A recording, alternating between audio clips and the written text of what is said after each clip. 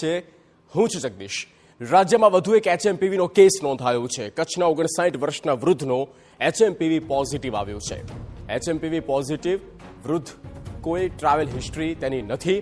વૃદ્ધને અમદાવાદની ખાનગી હોસ્પિટલમાં લઈ જવામાં આવ્યા। ગુજરાતમાં એચએમપીવીના કેસની સંખ્યા 5 પર પહોંચી ગઈ છે। એચએમપીવીનો સંક્રમણ વધતું જઈ રહ્યું છે। ખૂબ જ ધીમી ગતિએ પણ સંક્રમણ વધી રહ્યું છે તે ચિંતાનો વિષય છે। સંવાદદાતા જિગ્નેશ પટેલ ફોનલાઈન પર। જિગ્નેશ, પૂરી વિગત।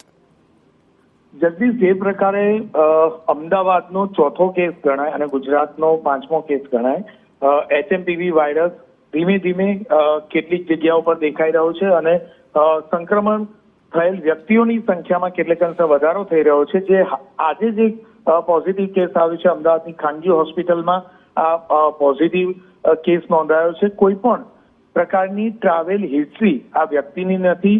59 વર્ષના એક પુરુષનો રિપોર્ટ પોઝિટિવ આવ્યો છે, જેઓ કચ્છના છે, જેમને અમદાવાદની ખાનગી હોસ્પિટલમાં સારવાર અર્થે રાખવામાં આવ્યા છે અને આગામી સમયમાં કોઈ પણ પ્રકારે સંક્રમણ વધે નહીં તે બાબતે હેલ્થ વિભાગ કામગીરી કરી રહ્યું છે। જગદીશ। ઓકે જિગ્નેશ, આભાર તમામ માહિતી માટે। તો આ 5મો ગુજરાતનો કેસ છે। આમ કુલ 5 કેસ અને જ્યાં એક સરખા તેના લક્ષણો એચએમપીવી પોઝિટિવ છે અને તેમની સારવાર ચાલી રહી છે।